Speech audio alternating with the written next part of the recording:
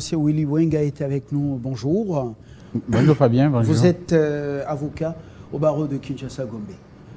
Willy Wenga n'est plus à présenter, c'est le chouchou des médias. Ah. On fait avec. Voilà. Willy Wenga, vous avez suivi les ordonnances publiées hier sur les médias de l'État par la porte-parole du président de la République, Tina Salama. Beaucoup de magistrats nommés.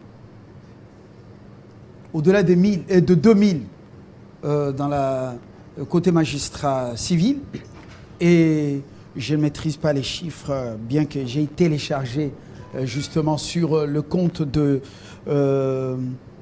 Haut Conseil, du Conseil supérieur de la magistrature, les différentes ordonnances et les noms. Eh ben, c'est quand même un événement. Ils avaient beaucoup attendu votre réaction, la toute première, en tant qu'homme de droit, avocat. Merci beaucoup, Fabien, de m'avoir associé quand même à ces commentaires post-annonce de ces ordonnances.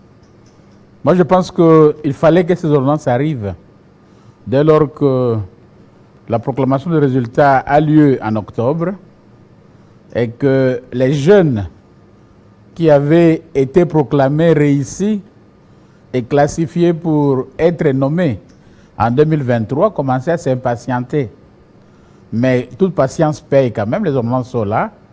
C'est une satisfaction pour eux d'abord et pour nous. Nous comme avocats, nous comme parents, bon nombre d'entre nous, nous sommes parents. Et je pense que c'est un ouf aussi pour la justice. Parce que moi, je viens de faire une tournée à l'intérieur du pays. Oui. Et je vous assure que les parquets à l'intérieur sont vides. Sont vides. Sont fermés même. Bon nombre de parquets sont fermés, faute de magistrats. Et que lorsque vous parlez du chiffre de ceux-là qui ont été nommés hier soir, vous vous rendrez compte, là je vais vous décevoir, que ça ne représente rien. Par rapport à l'étendue de la République. 5 000, ça ne représente rien. Non, rien. on a nommé moins de 2500. Justement, c'est une goutte d'eau dans civil, la mer. Non, ça ne représente rien. Mais au moins, on connaît déjà ces nombres-là. Et pour autant que chacun des nommés il soit venu ou qu'il réponde avec l'esprit des magistrats, l'esprit des services.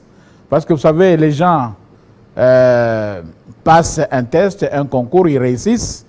Après être proclamés, qu'ils se rendent compte que non, je viens d'opter pour un service qui ne me fera pas de moi un sédentaire. Un service qui va, à tout moment, on peut m'appeler à gauche, à droite, pour aller travailler au service de la nation. Je deviens nomade et voilà. Obligé de rester dans les coins dans lesquels je ne suis pas habitué à vivre. Voilà. Donc, que les nombres de nommés ou de nominés se mettent déjà en tête qu'un travail va être effectué au fin de leur envoyer commissionnaire à travers la République pour servir la justice dans nos provinces, dans nos territoires, dans nos chefferies, au regard de juridictions et offices qui sont déjà apprêtés pour ça. Maître Willy Wenga, nous allons parler des défis, mais vous le dites bien, ils ont attendu autant de mois à Kinshasa et en province, les nominations sont tombées. J'ai vu sur la toile, beaucoup ont publié les noms de leurs sœurs, leurs épouses, leurs maris, leurs proches. Enfin, OMP, officier du ministère public, c'est une bonne chose, substitut du procureur de la République. Mais est-ce que ces gens qui viennent d'arriver, nommés par ordonnance, seront-ils prêts à rejoindre leur poste d'attache quand on sait que beaucoup d'instruits dans ce domaine préfèrent Kinshasa-Gombe, Kinshasa-Matete, Lubumbashi, Mbujimaï, Matadi, là où il y a un peu circulation des billets des banques, là où il y a la vie. Et le combat pour les affectations, c'est un autre combat. Est-ce que vous êtes vraiment optimiste? En fait, c'est ce que je venais de dire tout à l'heure, parce que lorsqu'on est nommé, d'abord, on a de soi-même et volontairement déposé sa candidature, on a passé les concours, on a réussi, on est nommé. C'est-à-dire que lorsqu'on dépose sa candidature comme magistrat, on doit déjà se mettre en tête que je serai nommé magistrat pour la République. Pas magistrat pour Lubumbashi, magistrat pour Kinshasa, magistrat pour Matadi, là où il y a un port, là où il y a des bateaux, là où il y a des dédouanements. Non, magistrat pour la République. Magistrat pour Bulungu, magistrat pour Kabeaka Mwanga, magistrat pour Dungu Doruma, magistrat pour Kungu, magistrat pour Boende.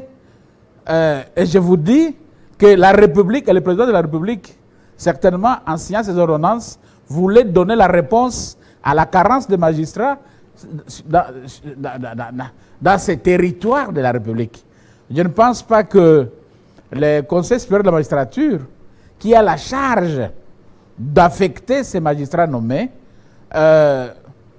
sera distrait à ne pas se mettre dans la ligne de pensée du président de la République, afin de combler le vide, tous ces parquets créés, les parquets pour les tribunaux de paix, les parquets pour les tribunaux de grande instance, qui sont les deux parquets qui vont recevoir les substituts du procureur de la République, étant entendu que les parquets généraux sont déjà prévus pour ceux qui ont déjà un certain nombre d'expériences. Oui. Mais la question de savoir est-ce que ces nommés-là répondront. Moi, je plaide pour qu'ils répondent. Je les conseille à répondre. Parce que c'est le début d'une carrière, et une longue carrière. Une très longue carrière. Parce que, M. Fabien, vous allez vous rendre compte qu'ils viennent tous de l'université. Quand bien même que parmi eux, il y a des anciens avocats, il y a des anciens défenseurs judiciaires qui étaient déjà dans la vie judiciaire et qui ont fait leur... Et au barreau, on a un peu plus de marge de manœuvre, de prester telle part, d'être en même temps au barreau conseiller, assumer des fonctions et oui, des honoraires qu'on fixe comme on veut. Mais c'est contraignant quand on est magistrat dans certains coins. Je me dis, c'est vos collègues, vos confrères qui abandonnent le barreau pour justement être des juges, des magistrats. Je ne sais pas à quoi ils ont pensé. Non, en fait, le plus grand problème ici, c'est ce que nous disons chaque jour. Lorsqu'on vous dit que tel endroit est mieux que tel autre, sur le plan de la prestation, il y a de ces endroits, effectivement, où le volume du travail permet à ce qu'on apprenne vite. Il y a des endroits où il y a des parquets qui reçoivent des milliers de plaintes, des milliers de dénonciations, et où effectivement il doit y avoir un bon nombre de magistrats qu'ailleurs. Il y a aussi des parquets où on peut faire un an, on n'a enrôlé que 10 affaires, on n'a enrôlé que 6 affaires. Mais sur le plan vital, tous les magistrats sont égaux, bien sûr dans leurs différents grades. Dès lors que la rémunération des magistrats est la même partout. Donc avec sa rémunération, si celle-ci est payée régulièrement, et je pense que c'est ça, c'est devenu le cas avec les systèmes bancaires, chacun là où il est, si il met un peu une dose éthique à se considérer qu'il peut vivre de son salaire, pour autant que ce salaire soit encore consistant, oui. Tout magistrat peut travailler n'importe où. Est-ce que c'est la magistrature qui est mal placée à tel endroit ou c'est l'endroit qui est mal placé pour accueillir n'importe quel service de l'État? Parce que c'est ça le problème. Mais ici, tous ceux qui ont présenté le concours de magistrats et qui sont nommés, hormis ceux qui avaient échoué bien sûr, ou ceux qui attendront pour 2024, tous ne sont pas venus de Kinshasa. Il y a ceux qui viennent de Lubumbashi, il y a ceux qui viennent de Butembo, il y a ceux qui viennent de Kamituga, il y a des gens qui viennent de Mwanda, de partout, à travers la République. Donc, vous allez vous rendre compte aussi que tous n'aimeraient pas Kinshasa. Il y a chacun qui, en venant passer son concours, en étant nommé, il s'est dit, moi, il faut qu'on me voie magistrat à Bunia. il faut moi qu'on me voit un magistrat à Aru. Chacun a son coin où il estime que c'est un coin où il peut mieux exercer. Est-ce que le Conseil supérieur de la magistrature va écouter les desiderata de chaque magistrat pour une éventuelle affectation? Non. Le Conseil supérieur de la magistrature, et là je salue le travail du secrétariat permanent, je salue le travail du bureau, parce que arrivé jusque-là où on est arrivé hier par la nomination, ça montre que le Conseil supérieur de la magistrature a fait un travail. Quand bien même qu'à un certain moment, il avait déjà une lassitude. Mais ça montre qu'ils ont fait un travail. Mais le plus grand travail du Conseil supérieur de la magistrature, et là, je pense que l'opinion est en train de me suivre, c'est beaucoup plus de veiller à ce que les affectations soient objectives. Que les affectations soient objectives. C'est-à-dire qu'on essaye de combler partout où il y a carence de magistrats. Et il y a des sanctions. Si quelqu'un qui a été nommé, on t'envoie au tribunal de grande instance de Kalima, ou on t'envoie à Louisa, ou on t'envoie à Bongandanga, vous ne répondez pas. Vous êtes considéré comme un déserteur. Et vous serez considéré comme un déserteur d'office. Vous voyez? Mais il y aura aussi, bien sûr, on sait que les magistrats le font souvent, lorsqu'on doit le miter quelque part, lorsqu'on doit l'envoyer quelque part, nombreux deviennent malades, des maladies qui n'ont jamais souffert, nombreux deviennent empêchés. On a vu même des magistrats non mariés qui deviennent mariés, qui ne peuvent pas se déplacer loin de leurs époux, alors qu'ils ne le sont pas. Est-ce que les magistrats, plutôt les maris des magistrates, si c'est ça, est-ce qu'elles vont laisser leurs épouses rejoindre leur poste d'attache dans les milieux, dans des milieux d'affectation sensibles sur le plan sécuritaire et autres? Je suis en train de me dire, est-ce que cette réjouissance de la poudre à Longuinaillé, ce n'est pas de courte durée? Elle sera certainement de courte durée par rapport aux attentes de chacun. Parce que chaque candidat, chaque magistrat nommé aujourd'hui, dans sa tête, il a son parquet. Et c'est ça le problème. Oui. Chacun dans sa tête, il a son parquet. Et ce matin, je disais encore avec certains de vos collègues, pour dire que non, la guerre des affectations sera une guerre âpre. Et c'est là où j'ai comment faire en sorte, Maître Willy Wenga, qu'il n'y ait pas d'influence des dirigeants politiques dans les affectations de nouveaux magistrats? Ça, c'est extrêmement important. Chacun pourra chanter pour sa chapelle. Mon Kazi, c'est le petit frère de madame, c'est la petite sœur c'est ma nièce. Il faut que Azalana Kinshasa Gombe, Kinshasa Matete, il faut Azalana Mbujima et Abakwanga. Vous voyez un peu comment faire en sorte que l'influence des politiques ne puisse pas entacher l'affectation? En fait, moi, je vais suggérer quelque chose. Pour éviter que le Conseil supérieur de la magistrature puisse ployer sous le poids des influences de tous bords, c'est maintenant qu'on a nommé. Le Conseil supérieur de la magistrature ne doit pas prendre beaucoup de temps pour affecter. Je sais que c'est un travail de titan. Affecter plus de 2000 magistrats, c'est un travail de titan. Des titans. Cependant, il faut le faire vite. Parce que la pression sur le Conseil supérieur de la magistrature n'est pas seulement une pression politique. Il y a des pressions religieuses. Il y a des pressions familiales. Les religieux aussi? Bien sûr, lorsque chacun, comme vous et moi, chacun a son église, ou étant président du Conseil supérieur de la magistrature, ou étant secrétaire permanent, ou étant membre du bureau, son pasteur peut lui dire... Le coach dit, mon fils, je te recommande les membres de la chorale. Vous comprenez un peu? Ça peut arriver. Ça peut arriver. Et je fais confiance au président du Conseil supérieur de la magistrature, je fais confiance au secrétaire permanent, au bureau. Ce sont des personnes très intègres. Et le président du Conseil supérieur de la magistrature est lui-même pasteur. Un grand serviteur de Dieu. Oui, les membres de la chorale, des intercessions, membres de la communauté, quand on commence, hôtel Labissou Cambo et papa pasteur, et c'est aussi une contrainte. Mais je pense que lui, dans sa manière de faire les choses, je le constate de temps en temps, il fait une démarcation entre son église et ses fonctions. Et je pense qu'il va résister encore au niveau de des affectations de nouveaux magistrats. Mais le plus grand problème ici, c'est, et je pense qu'on devait y arriver avec vous, c'est que pourquoi ces jeunes gens-là, qui sont nés dans les villes peut-être, n'aimeraient pas aller dans les territoires, dans les districts, bon, dans les anciennes appellations. C'est parce que les conditions de vie, les conditions de travail ne sont pas les mêmes que partout. Vous voyez? Donc le plus grand défi maintenant, les plus grands défis au pluriel, il y a d'abord le problème de l'éthique. Oui. Deux, les affectations, le Conseil supérieur de la magistrature va subir beaucoup de pressions religieuses, morales, politiques, familiales, parce que la grande sœur a dit, mais voilà.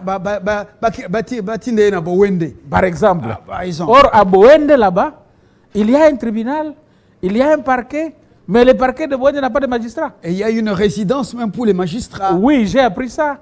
J'ai un ami qui est président du tribunal de grande instance là-bas, qui me dit que chaque jour, il assume, par exemple, les défenseurs judiciaires comme juge. Vous voyez un peu ça? Donc, il y a ce problème d'abord de conditions de vie de travail et conditions de vie.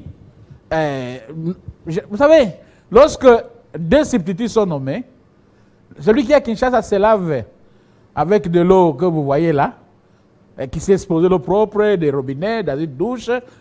Eh bien, celui qui est, par exemple, dans le fin fond de Chabunda, dans le site Kivu là-bas, ou bien dans le fin fond de Libengue. Encore que Libengue est un peu proche de Gemena, on peut se dire que non, ça ressemblera à quelque chose. Mais les conditions de vie sont différentes. Moi, j'ai été dans une juridiction où le chef de parquet, ce sont les prisonniers qui puissent de l'eau pour lui pour se laver. Mais est-ce que ce n'est pas contre la loi, un prisonnier qui doit aller puiser de l'eau pour le magistrat? Ça fait partie des travaux forcés?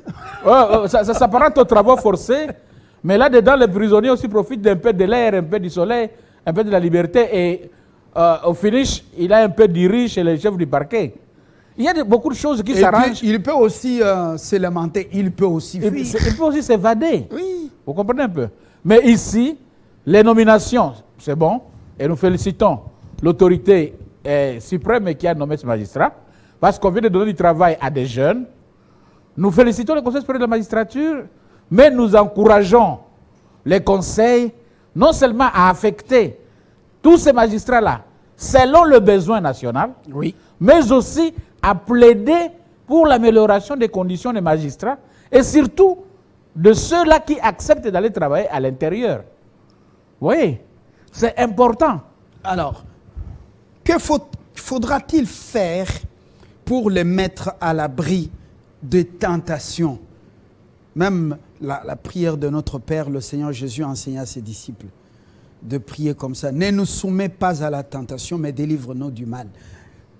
Que doit faire le gouvernement pour pouvoir mettre ces magistrats à l'abri des tentations, des traquenards, des appâts? Souvenez-vous de Magistrat Tolérance Zéro sous Joseph Kabila. C'était du sang nouveau injecté. Mais ces jeunes gens, vous savez ce qu'ils sont devenus. Beaucoup ne sont pas allés rejoindre le poste d'attache ou d'affectation. Beaucoup se sont battus pour rester à Kinshasa Gombe, Kinshasa Matete, à la Lubumbashi et autres. Et beaucoup sont restés sans aller au travail en train de toucher le salaire.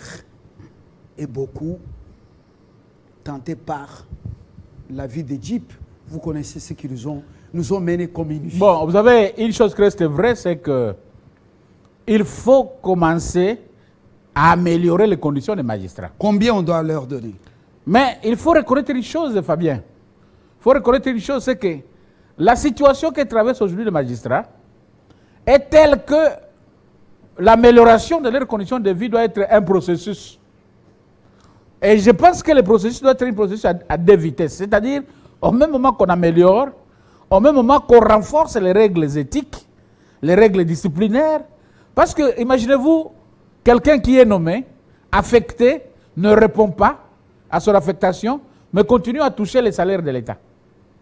Quelque part, il y a un détournement. Quelqu'un qui, une année, 2 ans, a quitté son poste à Kabeyaka Mwanga et se retrouve à Kinshasa, il est en train de tourner ici, mais il passe à sa banque d'attache, récupérer son argent. Vous voyez un peu ça? Oui. Alors, qu'est-ce qu'il faut faire?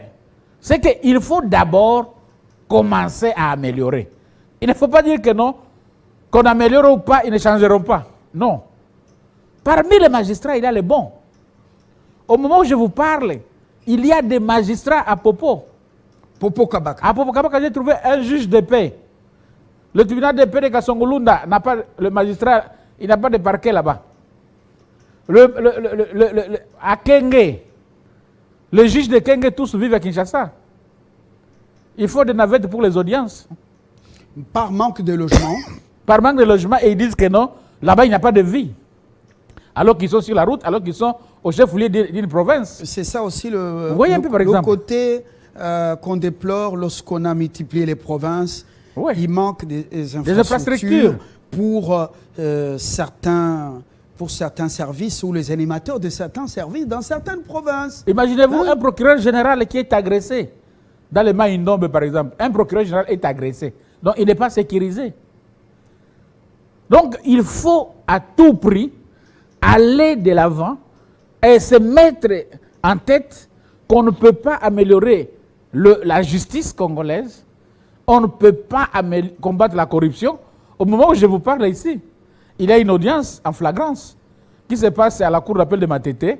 Des juges de la cour d'appel du Congo central ont été arrêtés en flagrance de corruption sur ordre du procureur général pour la Cour de cassation. Là, on est comment on appelle dans la procédure appelée prise à partie? Non, là, une procédure pénale. Pénale. Pénale, ils ont été arrêtés.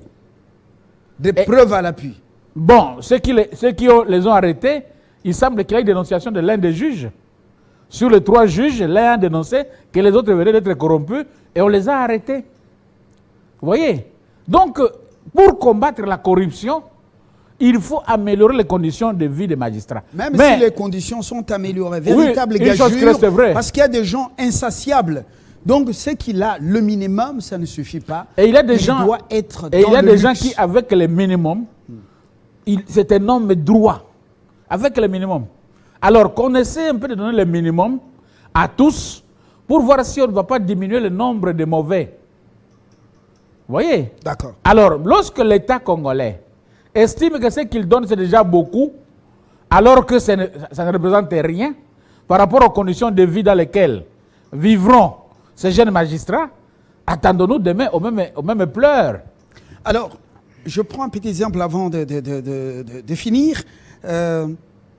Un magistrat nommé après test, sur proposition du Conseil supérieur de la magistrature, il venait de la faculté, il est passé pour un stage quelque part, après quelques formules sur les papiers pro-justicia, vous connaissez bien, un bon stagiaire, et puis après, bombardé magistrat, il est quelque part sans logement, mais il loue quelque part, il a le minimum, mais ce qu'on lui propose pour que quelqu'un quitte le pays, il était dans la saleté, et puis ce qu'on lui propose, ça peut l'aider à oublier sa misère. Devant ça, il dessine la croix. Il dessine la croix, et puis il résiste. Est-ce que nous, avec ces nouveaux magistrats, je ne dis pas des hommes nouveaux, vous connaissez notre société, l'école qui nous a formés, est-ce qu'il y a espoir? Je pense que on ne peut pas être jusqu'à ce niveau-là. On ne doit pas être pessimiste. Parce que ce qui compte d'abord pour la justice, c'est qu'il y ait d'abord des magistrats. Ce qui compte, qu'il y ait d'abord des hommes. Et il est difficile de trouver des mauvais parmi tous les hommes. Est-il vrai que la force de la corruption, la force de gens qui viennent tenter, la force de gens qui viennent soumettre les magistrats dans la torture de recevoir, le terrain de cette force-là, c'est la misère du magistrat. Si le magistrat vit misérablement, il est difficile d'attendre de lui une bonne éthique. C'est un métier qui ne rend pas riche. Non. C'est comme l'enseignant. Oui. C'est comme le nôtre. Oui, mais... Pour voir des riches oui. dans ces métiers, c'est difficile. C'est difficile. Encore que la manière dont il fonctionne. Vous êtes aujourd'hui ici, demain là-bas, demain là-bas, demain là-bas. On ne sait même plus... la fin de ta vie professionnelle te trouvera où pour dire que c'est ici où je vais me sédentariser. Vous comprenez? Il y a des gens qui ont commencé leur carrière à la Lukaya ici, à Kisantu, et sont allés terminer leur carrière à Kolwezi. Il y a des gens qui ont commencé dans le fin fond de DKC, dans le tribunal de paix de Mweka, et sont allés terminer dans le Bouta. J'ai des amis qui étaient à la Gombe ici, qui lorsque je les cherchais au téléphone, procureur, vous êtes où? Non, Willy Wakate. Je suis à Boussinga. Wow. Ah, comment tu es arrivé là-bas? J'ai cherché un ami, je dis, mais je ne vois plus ni toi, ni madame, ni les enfants. Qu'est-ce qui est arrivé? Il dit, non, mon cher, au moment où je vous parle là, je suis au tribunal de paix de Mwenga. Donc, les gens, la carrière des magistrats peut vous envoyer de partout. Et c'est ça l'esprit qu'il faut mettre dans la tête de ceux qui viennent d'être nommés. Ceux qui viennent d'arriver. Maintenant qu'ils sont nommés, qu'ils s'attendent à ce que les conseils de la magistrature les envoient comme missionnaires partout, quelles que soient les conditions. Ces conditions suivront. S'ils commencent à poser ces conditions comme préalables aujourd'hui, ils ne répondront pas. Voilà. Et le motif pour lequel ils ont sollicité d'être nommés magistrats, on ne saura pas atteindre cet objectif-là, et ça sera un travail inutile. Toutefois, le gouvernement ne doit pas nommer aussi pour nommer. Le président de la République doit faire une pression sur le gouvernement. Il faut que le gouvernement définisse une politique ensemble avec le Conseil supérieur de la magistrature, au fin de mettre ces jeunes gens dans les conditions minimum à être à l'abri du besoin, lequel besoin les amène à être corrompus. Sachant que le pays a plusieurs défis à relever, voilà. Les besoins sont multiples, vous n'êtes pas le seul. Il y a aussi les enseignants, il y a aussi d'autres. La dernière préoccupation, c'est cette question que pose un téléspectateur restauré qui nous suit. Ma question à Maître Wenga, quel conseil prodiguez-vous aux jeunes magistrats qui seront affectés dans nos villages face au conflit des terres, alors qu'ils ne maîtrisent pas bien les lois foncières et surtout par manque d'expérience? Maître, que faire face aux convoitises? Vous voyez, avec ces histoires de gens qui viennent chez nous et qui disent avoir acheté des terres. Nos terres ne risquent-elles pas d'être envahies par des étrangers face à la tentative de corruption ou encore la problématique de jeunes magistrats venant d'un chômage devant les billets des banques et quelques pierres précieuses qu'ils n'ont jamais vues dans des grandes villes? Vous pouvez répondre. Un conseil à donner, c'est que un jeune magistrat qui commence sa vie avec la corruption n'ira pas loin. N'ira pas loin. Soit il va toucher quelque chose de mauvais, soit il va... Et vous savez, pire encore, lorsque le magistrat commence à prendre à gauche, à droite, et la partie adverse et la partie... Il commence à prendre tout ça, ça finit très mal. Mais il y a des conflits, tels que les conflits de terre, les conflits fonciers, immobiliers. Ceux qui viennent d'être nommés, ce sont eux qui vont juger ces conflits-là. Ceux qui viennent d'être nommés ne sont nommés que comme substitut du procureur, dont le magistrat du parquet. Leur rôle, c'est instruire, et après avoir instruit, envoyer au juge. Et les juges auprès de qui ils vont envoyer leurs procès-verbaux, les résultats de leurs instructions seront de plus en plus aguerris. Et ça, du premier degré jusqu'à la cassation. Donc, ce n'est pas que ce sont eux qui vont aller trancher les problèmes de terre. Ministère public, donc les parquets, ceux qui sont civils, oui. Et également pour les juridictions militaires. Pour les juridictions militaires, oui. ils sont là, oui. Ils ont été nommés, substitut du procureur, substitut de l'auditeur militaire, voilà. Pour s'occuper des infractions commises par les militaires, voilà. Et aussi les infractions militaires commises par les civils. Parce qu'à un certain moment, on se pose la question comment un civil est jugé devant la juridiction militaire. On amène les civils devant la juridiction militaire lorsqu'il a commis des infractions poursuivables par le code pénal militaire. C'est ça. Comme la détention d'armes de guerre. Voilà, ce sont des infractions militaires. Oui. Et là, le juge civil n'est pas très outillé pour instruire ou juger dans les cas de ce genre d'infraction. On donne cette compétence au juge militaire, même si le justiciable peut s'avérer être un civil.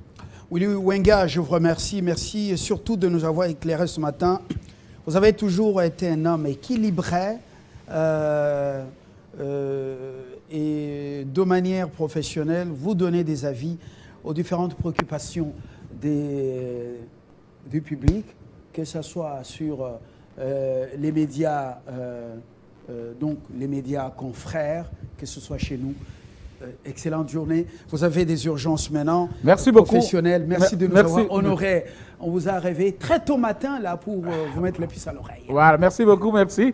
Je pense que si on ne vient pas, on ne répond pas à vos invitations, ça signifie que nous sommes parfois débordés, oui. Mais la disponibilité vous est rassurée. Et vous bougez beaucoup en oui. province. Oui, oui. L'actualité chez nous, elle s'impose. La Minute Info sous ce new look avant de libérer Willy Wenga. Je retrouve Nathalie Yoko pour la dernière livraison. Nathalie, bonjour, rebonjour. Rebonjour Fabien. Voilà, et dans la fraîcheur, au plateau et dehors. Un peu partout, il fait beau vivre ici. Ça fait beaucoup de bien, mais assez de soucis aussi. Hein? Ouais. Redéballer. Merci Fabien, merci d'être resté avec nous. La Minute Info, c'est tout de suite.